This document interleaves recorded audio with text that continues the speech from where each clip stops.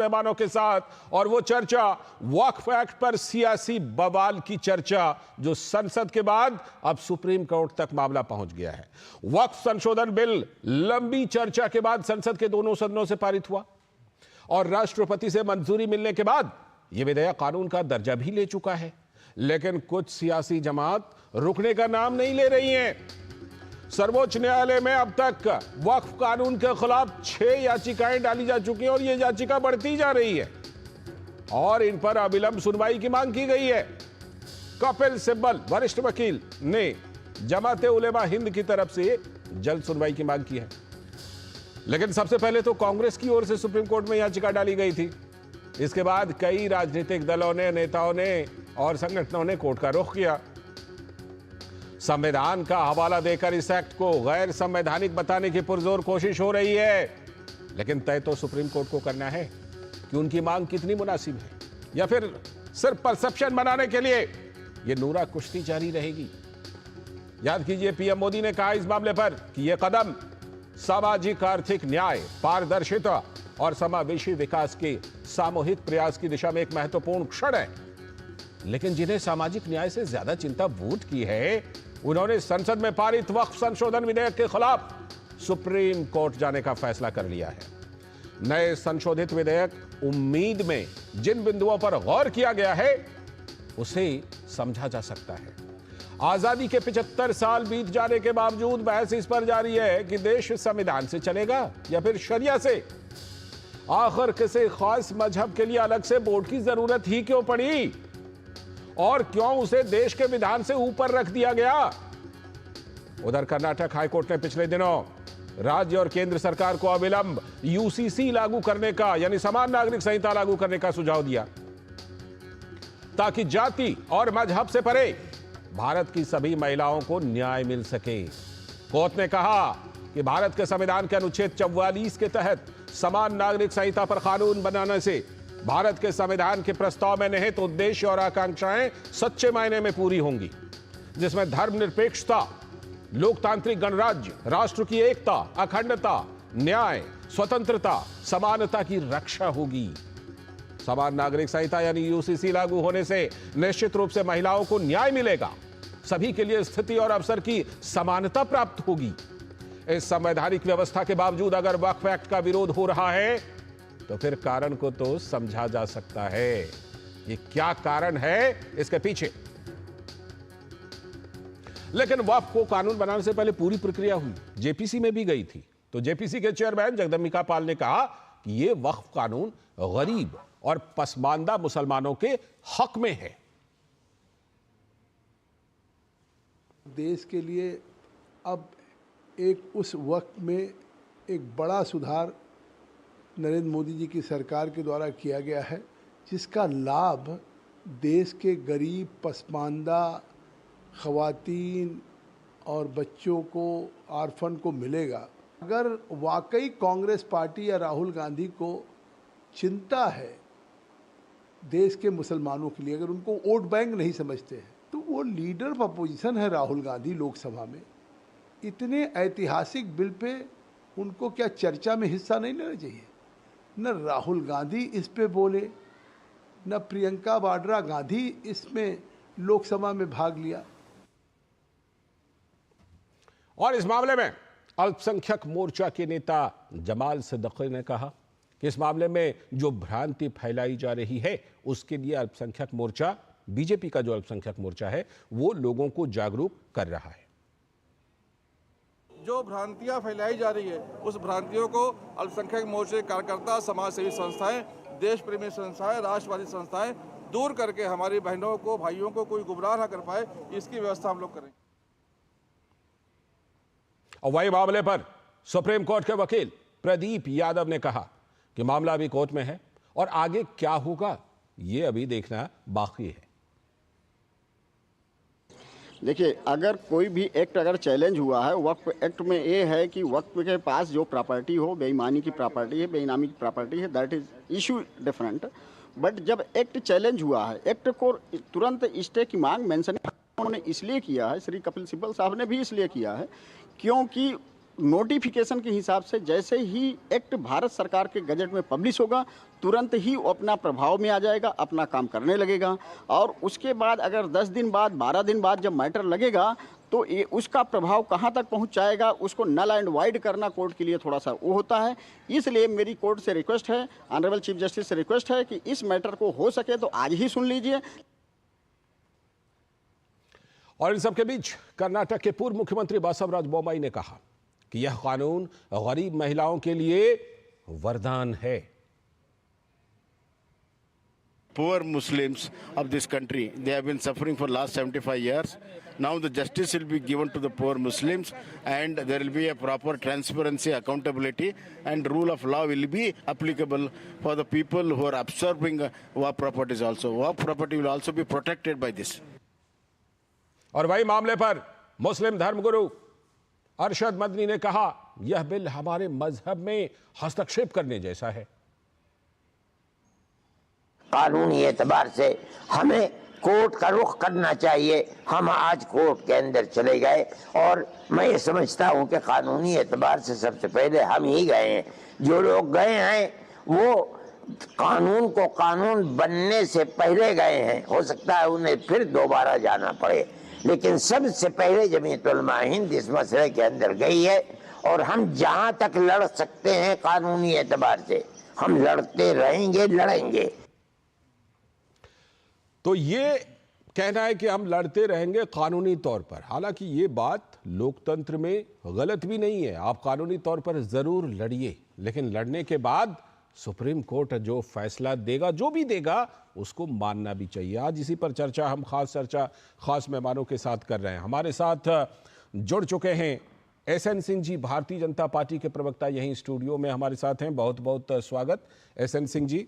विकास सारथी हमारे संवाददाता, supreme court में क्या कुछ इस मामले पर चल रहा है उसको जानकारी देने के लिए, ताज़ा जानकारी देने के लिए जुड़ चुके हैं। और हमारे सलाहकार संपादक विनोद मिश्र जी भी हमारे साथ जुड़े हुए हैं स्टूडियो में ही। मैं पहले विकास के पास चलता हूँ। विकास, कपिल सिब्बल वरिष्ठ अधिवक्ता, उन्होंने कहा जल्दी से जल्दी इसकी सुनवाई कीजिए, एकदम जल्दी। और जो सीजेआई हैं उन्होंने टिप्पणी भी की। कपिल सिब्बल और सीजेआई के बीच कई बातचीत भी हुई इस पूरे मामले पर।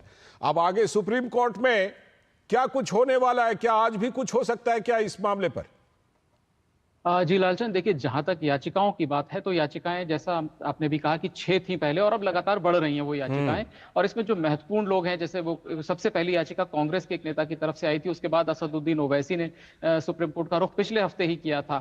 आज सुबह जो जमीयत उलेमा हिंद है उसकी तरफ से कपिल सिब्बल ने यहाँ पर मामले को मेंशन किया और सीजेआई से दरखास्त की कि जल्द से जल्द मामले को सुना जाए।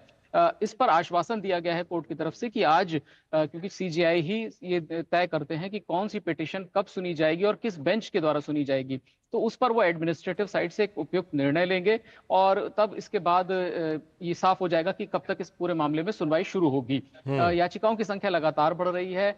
यहाँ तक कि डीएमके जो पॉलिटिकल पार्टी है, कांग्रेस है, एआईएमआईएम है, ये बहुत सारी पॉलिटिकल पार्टीज ने भी कुछ ने याचिकाएं दायर कर दी हैं और कुछ आने वाले दिनों में याचिका दायर करेंगे, चाहे वो आरजेडी हो। तो ये लिस्ट लगातार बढ़ती जाएगी। जो मूल मांग है मुख्य तौर पर वो सब में यही है कि ये इसके क्रियान्वयन पर, जो कम से कम जब तक सुप्रीम कोर्ट सुनवाई नहीं कर लेता, इसके क्रियान्वयन पर अंतरिम रोक लगा दी जाए। हालांकि कोर्ट कितना इसको तवज्जो देगा इस मांग को, ये देखने वाली बात होगी, क्योंकि जब कोई एक्ट जो दोनों सदनों से पास होने के बाद, कोई बिल दोनों सदनों के पास होने के बाद एक्ट बन गया है, वो नोटिफाइड कर दिया जाता है, तो सुप्रीम कोर्ट में सुनवाई हमेशा इस आधार पर होती है कि संसद ने पारित किया है, संसद का अधिकार है, तो ये ठीक ही होगा जो संसद ने किया है। तो पूरा जो दायित्व है, जो पूरी जिम्मेदारी है, वो याचिकाकर्ताओं की बनती है कि वो साबित करें कि ये किस तरह से असंवैधानिक है। तो ये जब मौका आएगा सुनवाई के लिए, सुप्रीम कोर्ट सुनेगा, तो याचिकाकर्ता जो बातें रख रहे हैं अभी पिटीशंस में, वही कोर्ट के सामने रखें। ठीक है, मैं लौटता हूं आपके पास, बने रहिएगा आप। विनोद जी, जो अभी विकास बता रहे हैं और जो हम देख रहे हैं कि सुप्रीम कोर्ट जा रहे हैं, 6 याचिकाएं थी, वो बढ़ते बढ़ते शायद 8 हो चुकी हैं और हो सकता है आगे और बढ़ जाए, क्योंकि कोई भी पार्टी क्यों पीछे रहेगी। आगे कांग्रेस गई, पीछे पीछे आम आदमी पार्टी, आरजेडी, हो सकता है कल को 2-4 पार्टियां और चली जाएं, कोई दिक्कत नहीं है। लोकतंत्र है, सुप्रीम कोर्ट जाने में कोई दिक्कत नहीं है। इस प्रोसेस में कोई दिक्कत तो नहीं होनी चाहिए। विनोद जी, मैं विकास जी की बात को थोड़ा सा आगे बढ़ा देता हूं। अभी अभी जैसे कि मैंने एक खबर देखी है कि मुनम्बम मामले में केरल हाई कोर्ट ने जो पुराने उनके फैसले थे सिंगल बेंच के कि जुडिशियल कमीशन जो राज्य सरकार ने बनाई थी मुनम्बम के मामले में जो किसा 500 से 600 से ज़्यादा परिवारों की ज़मीन को वक्फ ने कब्जा किया था, तो उसने जुडिशियल कमीशन को इसलिए पहले सिंगल बेंच ने उसको रद्द कर दिया था कि ये वक्फ ट्रिब्यूनल का मामला है, ये ट्रिब्यूनल सुनेगा, इसमें कोई जुडिशियल कमीशन नहीं बन सकता। हाँ, बोला कि गठन का और आज देखिए कि वक्फ एक्ट बनने के बाद ही केरल हाई कोर्ट ने कैसे ये डिसीजन पलट दिया है कि आज डबल बेंच ने सिंगल बेंच के उस निर्णय को पलट दिया। और सिंगल बेंच के इस पलटते ही डबल बेंच ने कहा कि जो जुडिशियल कमीशन है केरल सरकार की वो एग्जिस्ट करेगी और उसकी सुनवाई होगी, वो अपने हिसाब से उसकी जांच नए करेगी। कानून के आलोक में हुआ। मैं तुरंत एक खबर देखा हूं, इसलिए मैं विकास जी के उसमें आपको मैं ऐड कर रहा हूं। इस बात में सिर्फ मीडिया की खबर के हिसाब से बता रहा हूं। तो ये एक कानून बनने से साथ ही कि आप ये देखिए कि कोर्ट के माननीय उच्च न्यायालय में केरल के कोर्ट में उनके सामने में ऐसा कुछ था नहीं कि वक्फ ट्रिब्यूनल ही उसको सुनेगा, तो उसके बाद उनको जुडिशियल कमीशन लगा कि ये गैर संवैधानिक होगी इस लिहाज से, तो उन्होंने वक्फ ट्रिब्यूनल के पावर को रिकॉग्नाइज किया। जुडिशियल कमीशन के जो राज्य सरकार की थी उसको एक तरह से उन्होंने डिसमिस किया। तो अब सवाल है कि जो राज्य सरकार केरल सरकार एक तरफ तो अपने असेंबली में संसद के इस प्रस्ताव को वक्फ बिल के खिलाफ में अपने असेंबली में उसके खिलाफ प्रस्ताव पारित कराती है, और दूसरी तरफ वो जो 600 किसान हैं वहां पे मछुआरे परिवार हैं, उनकी जमीनें जहां संकट में पड़ी हुई है, तो उसके लिए आप ट्रिब्यूनल एक जुडिशियल कमीशन भी बना देते हैं। तो इस देश में जो भसर मचा हुआ था उसको एक तरह से इस वक्फ एक्ट बनने के बाद आप ये कह सकते हैं कि द एंड हो गया। इस नया एक्ट ने लगभग ये जितने भी पेचीदगियां थी उसको लगभग खत्म कर दिया। अब नए एक्ट में नए सुधार के साथ में आज जब ये सुप्रीम कोर्ट में जल्दी जल्दी की मचा रहे हैं, देखिए ये प्रेसिडेंट के से मंजूरी मिल गई है, ये एक्ट का रूप ले लिया है जी। आपने इसी तरह का आप सिर्फ परसेप्शन बनाते हैं, जो सीए के लेके जो परसेप्शन बनाया गया कि आपकी नागरिकता खत्म हो जाएगी, लोगों को सड़कों पर उतार दिया गया। आप जमाते उलेमा हिंद के अभी सुन रहे थे अशरफ मदनी साहब, और वो क्या कह रहे थे, सबसे पहले हम हैं जो हमने ये एक लड़ाई सुप्रीम कोर्ट में लाया। ये सबसे पहले का मतलब क्या होता है? ये होता है कि ये रहनुमा है। कांग्रेस पार्टी का दावा है कि सबसे पहले हमारे एमपी गए हैं तो हम हैं। तमिलनाडु के लोग स्टालिन कह रहे हैं सबसे पहले हम हैं। ये भैया ये सबसे पहले सबसे तेज जो बनने की कोशिश हो रही है, ये इस देश में एक समुदाय को एक तरह से भ्रम में डालने की कोशिश हो रही है। जब वक्फ एक बन गया और लोगों को एक रास्ता दिखाया, जो उम्मीद ने एक नया लाइट दिया है, उसको अभी फिर से ये अंधकार में लाना चाहते हैं। बिल्कुल। संदीप त्रिपाठी जी हमारे साथ जुड़े हुए हैं, कांग्रेस के नेता। स्वागत संदीप जी, आप ही के पास मैं आ रहा हूं। सबसे पहले सबसे चैंपियन क्या कीजिएगा इस मामले में बन करके? शाहबानो मामले में तो सुप्रीम कोर्ट के ही फैसले को पलट दिए थे। अब अगर सुप्रीम कोर्ट इस मामले में कोई फैसला देता है तो शाहबानो वाले मामले की तरफ पलट तो नहीं देंगे? या राज्य सरकार, जो कांग्रेस की राज्य सरकारें हैं, वहां से तो विधानसभा से प्रस्ताव पारित करवा ही रहे हैं इसके कानून के खिलाफ?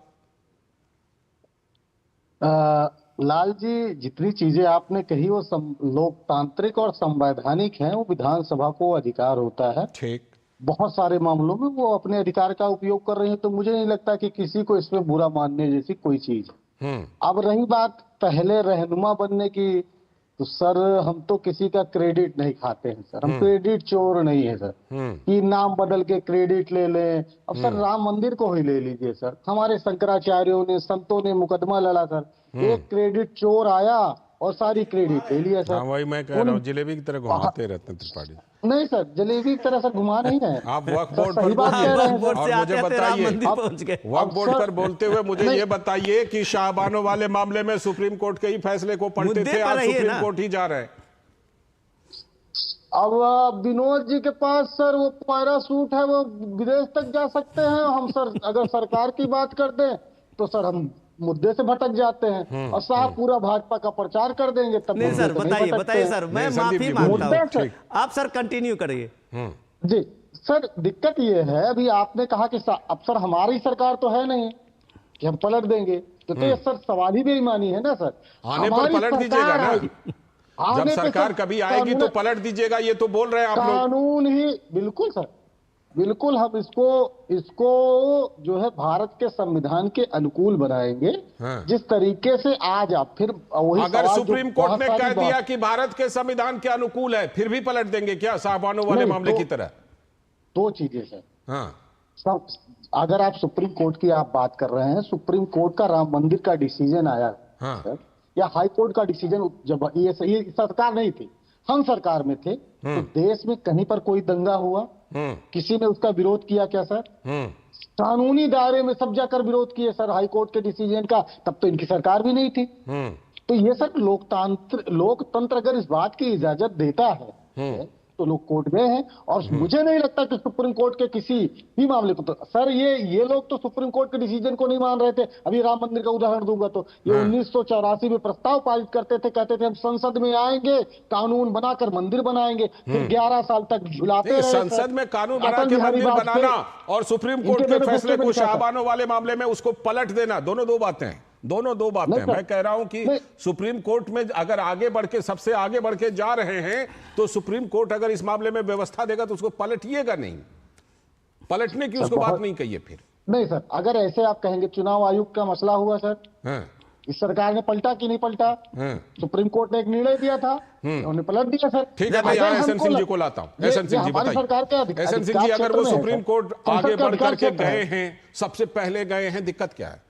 एक प्रक्रिया है, लोकतांत्रिक प्रक्रिया। नहीं, अच्छी बात है, लोकतांत्रिक प्रक्रिया को अपनाना चाहिए, कौन मना किया? वो तो वहां तो हॉल मार्क लग जाता है। हम ये मानकर चलते हैं हमारा सोना 24 कैरेट का है, वहां जाएगा तो और प्रामाणिकता सिद्ध हो जाएगी। और भारतीय जनता पार्टी तो इसमें विश्वास करती है, 87 में एक मुहिम चलाती है राम जन्मभूमि का, और फिर भी सुप्रीम कोर्ट पे भरोसा करती है। जब संवैधानिक संस्था उस पर मोहर लगाती है तो देखिए भव्य राम का मंदिर बनता है। लेकिन एक विश्वास की बात करेंगे, अभी इन्होंने कहा कि भाई एक लोकतांत्रिक प्रक्रिया है, तो एक लोकतांत्रिक प्रक्रिया सिर्फ एक पक्ष के लिए, एक कौम के लिए अपनाया जाता है कि सभी के लिए अपनाया जाता है? आपने राम मंदिर वाली 370 में भी आप किसके खिलाफ गए? एसएन सिंह जी आप ये बात रखिएगा, लेकिन राम मंदिर वाली बात पर संदीप जी ने एक बात और कहा कि क्रेडिट चुरा लिया बीजेपी ने, ये आरोप लगाया। नहीं, मैं कह रहा हूं कि मैं सूर्य भगवान को 1 लोटा जल देता हूं, तो आप 5 लोटा दे दीजिए। हम 2 टाइम अगर कोई चीज करते हैं, योग करते हैं, तो आप 5 टाइम योग कर दीजिए। लेकिन आपको करना नहीं है ना, आपको डर है, आप तय नहीं कर पा रहे कि आपको भारत के तरफ रहना है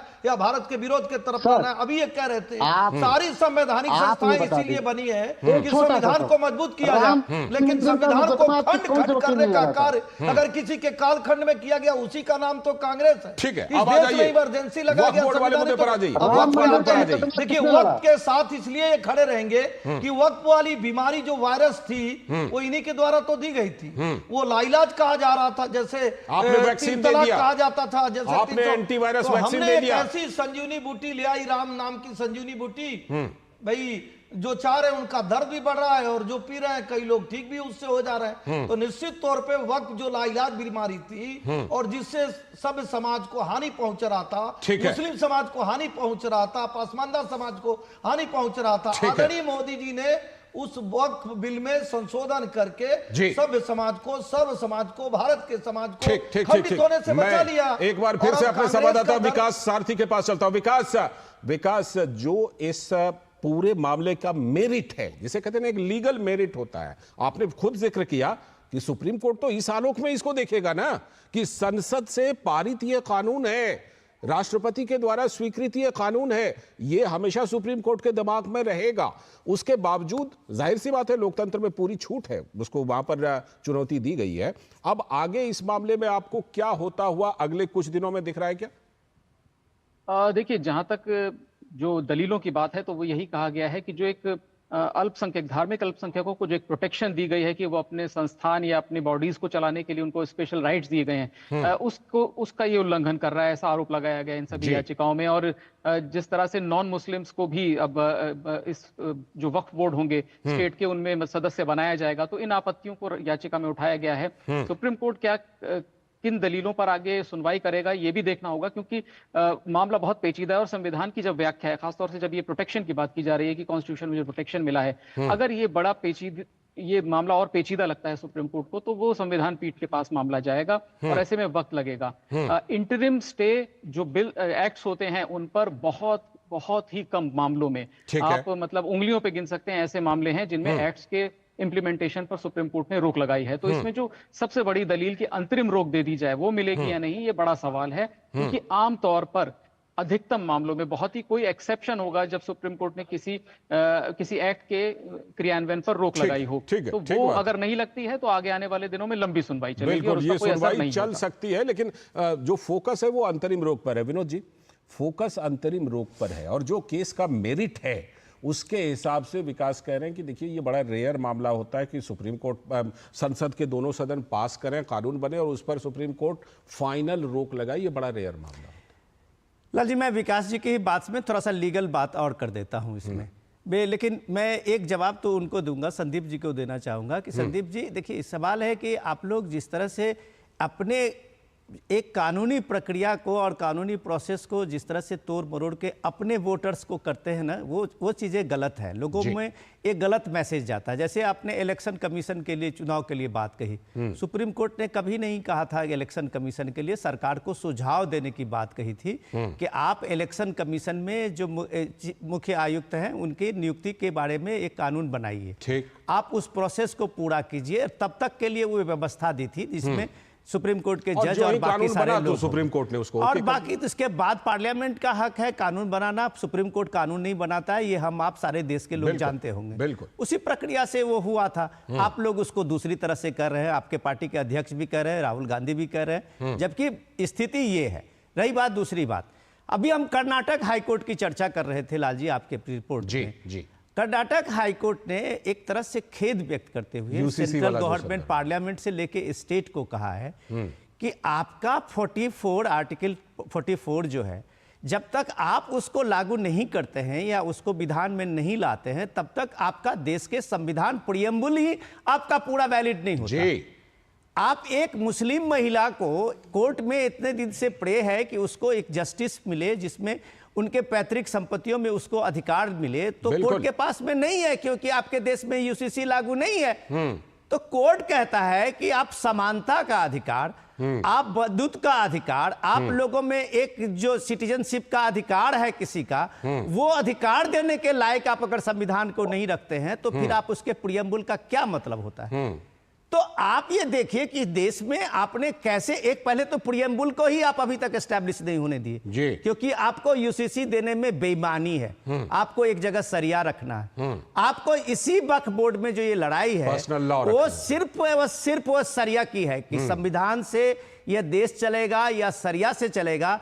आजादी के 75 साल में यह बहस चल रहा है इस पे। ये शर्मनाक है बिल्कुल कि आपका देश आज कहां से कहां प्रोग्रेस किया है। आप उस देश को कहां ले जाना चाहते हैं उस बहस में कि वो तमाम सरिया वाले जो लोग हैं, त्रिपाठी जी, उनको जाके पूछिए, मदनी जी को पूछिए, ओवैसी जी को पूछिए कि उनका वेस्टेड इंटरेस्ट क्या है इसमें। ठीक है। और इंडिविजुअल के वेस्टेड इंटरेस्ट को अगर आप उसको एक तरह से अगर पर्दाफाश करेंगे तो समझ में आएगी कि ये वक्फ बोर्ड एक्ट जो नया बना है वो कितना विस्तार लिया है इसका। बिल्कुल बिल्कुल। और साथ में एक मिनट, प्रधानमंत्री भी ये उठा चुके हैं कि सेक्युलर देश में कम्युनल कानून ये चला क्या है इस देश में। आप एसएन सिंह जी कुछ जोड़ना चाहते हैं, जोड़ लीजिए, फिर संदीप जी से जोड़ लीजिए, उसके बाद संदीप जी। हमारा अधिकार है तो मैं जरूर संदीप सिंह जी से पूछना चाहूंगा, सामाजिक न्याय के लिए क्या कभी कांग्रेस सुप्रीम कोर्ट गई है? चाहे साहबानो केस का मामला था, चाहे 3 तलाक का मामला था,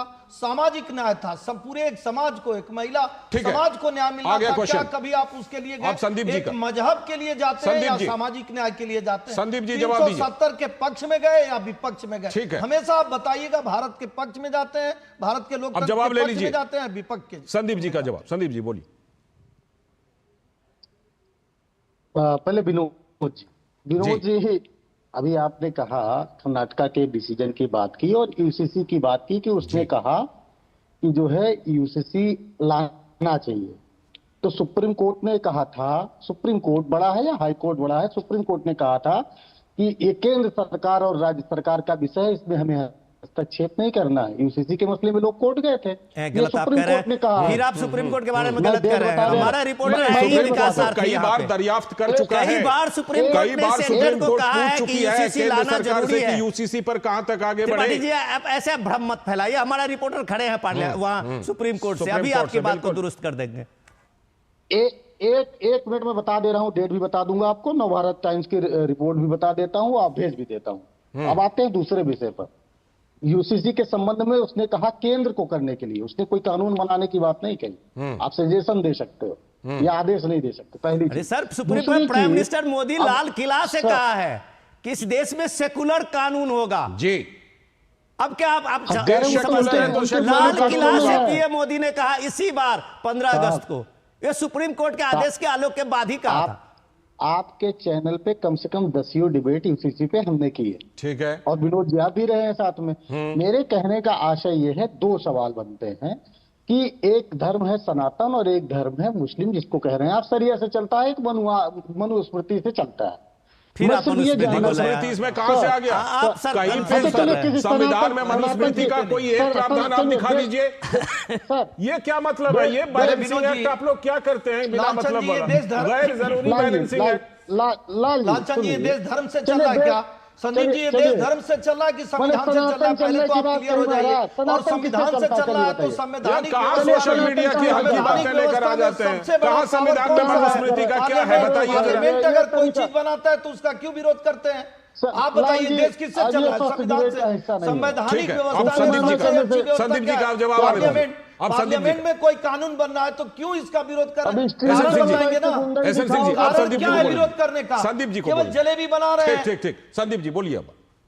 कि जलेबी बना रहे डायलॉग से, आप बताइए ना कि क्या कारण संदीप जी होता है बोलिए, विरोध बोलिए। करने ठीक है, का? संदीप जी को बोल दीजिए। संदीप जी को। सर बात ये है, जो अभी अब सर पूरा आपने तो ब्लेंड कर देते हैं, ये तरीका आप लोगों का अच्छा है, चा चा चा चा चा चा कर देंगे। नहीं, आप तो कोई कहां आदमी कहां मुद्दे को ले कैसे जाते हैं जरा देख दें। नहीं, हम आपने मुद्दा कहीं नहीं मनुस्मृति ले का जाते। खामखा बिना मतलब का हमने- जिक्र कर नहीं, दिया, मैंने क्यों सोशल कहा? मीडिया पर चलने वाली हल्की बातें। नहीं सर, सोशल मीडिया नहीं। तो लाल जी, और मैंने क्या? कहा क्या? बताइए, एक मैंने भी प्रावधान मुझे संविधान में एक भी प्रावधान बता दीजिए जो मनुस्मृति से प्रभावित हो, मैं मान लूंगा। सर मैंने संविधान की बात की, मैंने कहा अभी क्या पहले आपने आपसे? शरिया कानून और मनुस्मृति का नाम ले लिया? रिक्वेस्ट है, मेरी बात तो आ जाने दीजिए महाराज। कीजिए फिर ना, आप तो वही तो सवाल मैं कह रहा करेंगे। हूं, पॉइंट पर बात कीजिएगा तो हम तो हाँ, point सुनने पे के बात लिए करो। तैयार पर पूरी बैठे हैं। बात- जब पूरी बात होगी तभी तो पॉइंट निकल कर आएगा, बीच में आप टोक देंगे, कहां से निकल कर जी। आएगा? हमने कहा कि दो धर्म है, एक धर्म चलता है सरिया से और एक धर्म सनातन चलता है मनुस्मृति से। नहीं मतलब चलता समझा है, नहीं। यहीं पर सर, आप कितना कहेंगे आप आप नहीं गलत कह आइए, रहे हैं। आप कहेंगे टोक देते हैं। ये मैं यहीं राहुल पर आ गांधी गया। का है। आप ही के नेहरू ये जी ने सिर्फ राहुल आप ही गांधी के का नेहरू आरोप जी ने है। हिंदू ये आप कोड बिल गलत को कह रहे पारित किया है। हैं। हिंदू सनातन कभी कह रहे हैं। मनुस्मृति से नहीं चलता है, आप कह गलत रहे कह हैं रहे हैं। आप। आप इसको सनातन वापस किससे लीजिए। मैं वही नहीं, कह आप रहा हूं, गलत आप कह रहे कहते हैं हैं। ऐसी कर देते हैं कि हमें आप बोलना लोग पड़ता सिर्फ है। भ्रम हम फैलाते नहीं हैं। चाहते कि बोले। लालचंद जी पूछिए, धार्मिक शिक्षा दे सकते हैं हम? बहुसंख्यक धार्मिक शिक्षा दे सकते हैं? हम 70 साल हम 70 संविधान की साल बात आपका कर रहे हैं, राज रहा। धर्म की बात कर रहे हैं। मनुस्मृति में धार्मिक शिक्षा है धर्म से ना? है। मनुस्मृति में भेद है ना? संदीप क्या जी, धार्मिक शिक्षा दे सकते हैं? संदीप नहीं जी, दे सकते पॉइंट तो पर बात देश किससे कीजिए। चल रहा है? आता जाता क्या किसी आप को पता मान नहीं के है, चल रहे बात हैं कीजिए, कि संदीप जी। संविधान से- संविधान से देश को नहीं रुकिए, चला है? एसएन सिंह जी, रुक कैसी- जाइए। कैसी बातों पे एसएन चल- सिंह जी, रुक जाइए। नहीं, लालचंद जी एक छोटी सी चीज पे आइए। आज डिबेट इस बात पे हो रहा था ठीक है, कि नहीं, वो नहीं, कानून एसएन पे सिंह जी, जो आप एसएन सुप्रीम सिंह कोर्ट जी, जा रहे ये हैं, हम कर लेंगे। वो किन कारणों एसएन से सिंह जा जी, रहे ये हैं हम आप कर बताएंगे लेंगे। ना? किन कारणों से जा हम रहे हैं, बिना क्या क्या टक्कर उसमें खराबी है और एसएन क्या सिंह जी। संशोधन चाह रहे हैं? शांत रहो, स्टेडियम में बैठ के बता रहे हैं। एसएन सिंह जी, रुकिए, ये जहां कहीं भी सर। डेविएट होंगे हम है ना करने के लिए। संदीप जी हाँ, बताइए। बिल्कुल सर, आप बताइए। बोलेंगे सर, मैं सुनूंगा। संदीप सर, जी, मैं सिर्फ ये कह रहा हूं कि एक सरिया के, आप कह रहे हो कि सरिया कानून सनातन धर्मियों के हिसाब से खराब है, वहां के जो नियम कानून है आपके उसमें हिसाब से महिलाओं को शरिया जान- कानून बढ़िया है। सर मैं बताता हूं सर, बताता हूं, उस पर भी आ रहा हूं। मैं सिर्फ ये कह रहा हूं कि उत्तराखंड में यूसीसी लागू हुई। हाँ। मैं कहना क्या चाहता हूं, यही तो मैं कह रहा हूं, पूरी बात नहीं देते तो बात का मजा कुछ दूसरा होता है। उत्तराखंड में यूसीसी लागू हुई, आप वहां पर लिविंग रिलेशन को वैधता प्रदान करते हो, मतलब कि आप कहां जा रहे हो, सरिया की तरफ जा रहे हो, वहां पर बहुविवाह की जो है अनुमति है, और आप जो जिस जो है प्रताड़ना से जिस उससे क्या हमारे कहना चाह संविधान रहे में हैं? निकाल कर आपको लिव इन रिलेशन को मान्यता आप कौन ऐसी दिया? बातें देता करने है लगते सोनिया हैं कि गांधी हमें जी। बोलना क्यों? पड़ता मनमोहन है सिंह जी बीच की में। सरकार आती है, प्रधानमंत्री मनमोहन सिंह जी रहते हैं, मतलब यहाँ बैठ के सोनिया जी को भी अपशब्द कर रहे हैं। नहीं आदरणीय मनमोहन नहीं, सिंह जी को भी आप अपशब्द किसी कर का रहे हैं। नहीं नहीं, ये गलत है त्रिपाठी जी, ये गलत है सर। आप सिंह साहब नहीं, एसएन सिंह जी, आप भी पर्सनल मत होइए, किसी के बारे में पर्सनल मत बोलिए। आप बताइए, एक minute sir, relationship Lal ji मैं एक मिनट निवेदन कर रहा हूं लास्ट में। त्रिपाठी जी देखिए, आपका लॉजिक जो भी हो, लेकिन आप कुतर्कों के साथ अपने मैं लॉजिक वही को कह रख रहा रहे हूं, हैं। इसीलिए हमें बार-बार एक मिनट सर, आप एक सरिया को सुनिए, आप किसी भी हिंदू के समाज में, परिवार में, व्यवस्था में, देश में कहीं भी उसको एक सेकुलर होने से कोई दिक्कत नहीं है। पूरे समाज में आजादी के बाद से आप ये देख लीजिए, सनातन अपने आप में एक सेकुलर है। आप अभी प्रयागराज, कुंभ अभी प्रयागराज वाले ही हैं, आप प्रयागराज से ही आते हैं। आपने देखा होगा कि इस दुनिया ने देखी है अभी कि भाई ये सनातन में आपने ये मनुस्मृति को, आप एक नैरेटिव को लेके आए थे। राहुल गांधी, आपके नेता इस बात को लेके जाति विभेद करना है, हिंदुओं में विद्वेष करना है, दलितों को बार बार इस चीज के लिए बताना है, ये मनुस्मृति से चलता है, इसलिए आप लोग इसको एजेंडा को लाते हैं। ठीक है। सवाल ये है, चर्चा इस पे हो रही थी, मनुस्मृति पे चर्चा हो रही थी, धर्म पे चर्चा हो रही थी, वक्त पे चर्चा हो रही है। रुकिए, एक मिनट रुक जाइए, मुझे अपडेट रहने दीजिए, बताएंगे ना। रुकिए, जो बात उठी है उस पर मुझे विकास सारथी से जरा एक क्लैरिफिकेशन। विकास सारथी, समान नागरिक संहिता यूसीसी को लेकर सुप्रीम कोर्ट का लेटेस्ट क्या है, बताइए। रुकिए, एक बार अपडेट ले लीजिए, संदीप जी, उसके बाद आ रहा हूं। जी लालचंद, यहाँ पर जब भी सुप्रीम कोर्ट में इस तरह के मामले आए हैं, जब मेंटेनेंस का मसला होता है, तो कई बार सुप्रीम कोर्ट ने यह टिप्पणी की कि जब तक आप यूनिफॉर्म सिविल कोड नहीं लाएंगे तब तक इस तरह की जटिलताएं आती रहेंगी। क्योंकि होता क्या है कि जब भी विवाद होता है पति पत्नी के बीच, अगर वो मुस्लिम है तो पत्नी को सीआरपीसी के सेक्शन 125 के तहत मुकदमा दर्ज करके मेंटेनेंस लेना पड़ता है। और इसीलिए कोर्ट ने कहा कि इसमें जो एक डाइकोटोमी है कि ये मुस्लिम महिलाओं को सीआरपीसी के तहत ही क्यों आना पड़ता है, उनको अपने पर्सनल लॉ के तहत अधिकार क्यों नहीं मिल जाता। तो इसमें यूसीसी को लेकर के सुप्रीम कोर्ट के अलग अलग बेंच कई बार टिप्पणी कर चुकी हैं, और इसमें कोई विरोधाभास नहीं है। संदीप जी, आपने सुन लिया ना, मैं आपसे यह कह रहा हूं कि ये जो यूसीसी को नकारने के लिए और शरिया को सहारा देने के लिए कभी मनुस्मृति, कभी सनातन, ये सब करते ना, नहीं कीजिए। एकदम क्लियर स्टैंड लिया कीजिए कि हाँ, मैं शरिया के पक्ष में हूं, मैं यूसीसी के खिलाफ हूं, सीधा ये यहां की इसमें ये प्रावधान, वो प्रावधान, ऐसे फिर नहीं कीजिए, फिर उसमें सवाल उठते हैं। सर, फिर मैं कह रहा हूं, जो मैंने बात कहा कि अगर लिव इन को वैलिड नहीं किया हो तो आप सवाल खड़े कर सकते हैं। अगर आपने वैलिड किया है तो उसमें सवाल खड़े होंगे ना सर। ये तो हमारा जो है सनातन नहीं कहता ना सर, सनातन इसमें बात की अनुमति नहीं देता है। आप चले जाइए केरला से लेकर एसएन सिंह जी, आपसे ये सवाल ये कि कई राज्यों ने यूसीसी पर काम किया है, सेंट्रल लेवल पर भी यूसीसी आएगी ना, बिल्कुल आएगी, और बिल्कुल आएगी। लाल किले के प्राचीर से हमारे प्रधानमंत्री जी कह चुके हैं, हमारे गृह मंत्री जी कह चुके हैं, और आज भी मैं यहाँ कह रहा हूँ, देश का संविधान ये कहता है, और देश के संविधान को मजबूती देने के लिए देश में एक तरह का कानून होना चाहिए। दो तरह के कानून क्यों होने चाहिए? बिल्कुल नहीं होने चाहिए। और अगर कोई विभेदता है, कहीं किसी भी तरह का कोई अंतर है, तो इसीलिए तो कहा गया कि आम राय बना के, और बहुत सारी चीजों पे आम राय बना के अगर एक कानून आता है जो सभी के लिए बराबर हो, बराबर के दृष्टिकोण से देखा जाए, बराबर की दृष्टिकोण से निर्णय लिया जाए, तो निश्चित तौर पे ये समाज के लिए हितकर होगा, राष्ट्र के लिए हितकर होगा। कांग्रेस के लिए हो सकता है हितकर हो ना हो, इसलिए कांग्रेस पहले भी इसका विरोध करती रही और आगे भी विरोध करेगी। लेकिन हम ये जरूर कहेंगे कि आज जो चर्चा हम वक्त पे कर रहे थे, दोबारा हम पूछना चाहेंगे लालचंद जी आपके माध्यम से, देश की जनता ये जानना चाहेगी कि कांग्रेस क्यों विरोध कर रही है, जबकि मुस्लिम समाज खुश है, पासमानदा समाज खुश है, महिला समाज खुश है। कांग्रेस को क्यों दिक्कत है? जिसके लिए आप जवाब संदीप जी, वह तुष्टिकरण वाला भी आपसे नाखुश। ठीक है, संदीप जी का डायरेक्ट जवाब। संदीप जी। सर, तुष्टिकरण पर मैं सिर्फ इतना कहना चाहूंगा कि ये एक तरफ कहते हैं, सदन से लेकर पूरे देश में आपकी डिबेटों में बार बार कहते हैं कि हमने मुस्लिमों को मूर्ख बनाया, तो भैया हमने तुष्टिकरण डायरेक्ट क्या जवाब किया? देंगे इनका अगर जो इन्होंने वो पूछा है मूर्ख- वक्फ कानून को लेकर। मूर्ख ना, हाँ उसके लिए आते हैं सर। हाँ। अभी इन्होंने कहा कि जो है सारा पसमानदा समाज खुश है, सारे समाज खुश हैं, तो साहब आपने मुस्लिम एरियो में आज भी पुलिस क्यों आपने लगा रखी है? आज भी फोर्सेस आपने जो है डिप्लॉय कर रखा है, क्यों? कौन सा वो डर है? अगर सब खुश हैं तो आप जो है उनको खुशी नहीं मनाने दे रहे हैं, इसलिए पुलिस लगा रखी है क्या? तीसरी कहीं चीज नहीं अभी लगा आपने रखे कहा, हैं। भारत में तो कहीं पुलिस अरे नहीं वो लगी है। रामनवमी की अगर सिक्योरिटी- आपके नजरों में दोष है, शांति से सुनो, कानून व्यवस्था शांति से बनाए सुनो। रखने देखिए, के एक बात मैं लिए कहूंगा। शांति की अपील विनोद के जी, लिए विनोद जी, एक सारी मिनट। संवैधानिक और संस्थाएं सर, अपने हिसाब से चल, काम चल। करती हैं। ठीक है, ठीक अगर है। आपको लगता है कि नहीं आपके हिसाब से काम होगा, ठीक है, तो ठीक है, जब ठीक है। आपका विनोद जी का एक लाइन। आपने अपने हिसाब से विनोद जी को किया, लाइन, और विनोद जी इसमें को। दंगे विनोद जी कराए, को। सिंह सिखों साहब पे एक मिनट, अत्याचार एक किए। मिनट रुक जाइए आप। सिंह विनोद जी साहब, एक लाइन। एक मिनट मैं लास्ट में त्रिपाठी जी आपसे भी निवेदन करूंगा कि सवाल दिक्कत क्या है कि जिसको पीएम ने कहा, पीएम ने इस पे अपनी जो पहली प्रतिक्रिया दी थी, इसमें सामाजिक न्याय का इसे कानून बताया था। बिल्कुल। ये देश में एक बड़ा रिफॉर्मेशन है। आप कह सकते हैं कि लंबे अरसे के बाद लोगों को ये इस बात को लगा होगा ठीक है। कि सामाजिक सुधार लाने के लिए ये वक्फ एक्ट है, ठीक है। उसका आप 2-3 साल के ठीक बाद है। देखेंगे इसका परिवर्तन।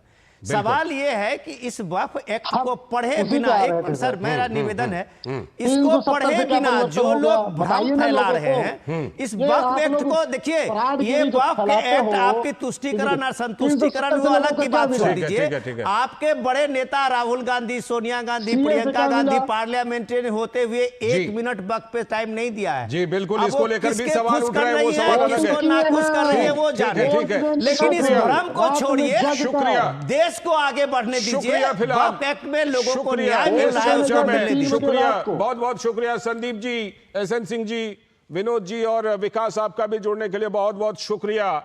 ये जाहिर सी बात है कि संसद में मात खाने के बाद सुप्रीम कोर्ट गए, यहां तक तो ठीक है, लेकिन सुप्रीम कोर्ट जो कहे उसको मान लीजिएगा, फिर वो शाहबानो वाले मामले की तरफ पलटिएगा नहीं, और सड़क पर विरोध करने की एक सीमा है, उस सीमा को पहचान कर रखिएगा।